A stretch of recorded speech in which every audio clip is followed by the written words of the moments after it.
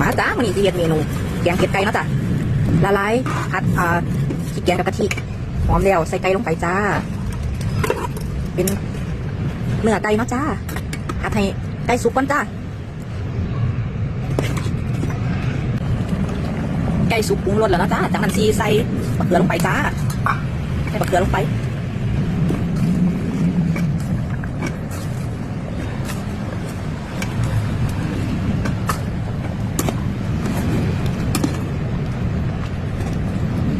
รอมะเขือสุกเนาะจ้า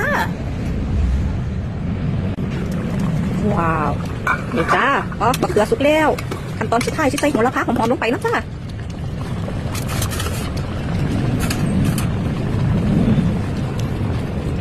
เสียบพร้อมเสิร์ฟแล้วพี่น้องแกงเผ็ดไก่ใส่มะเขือจ้า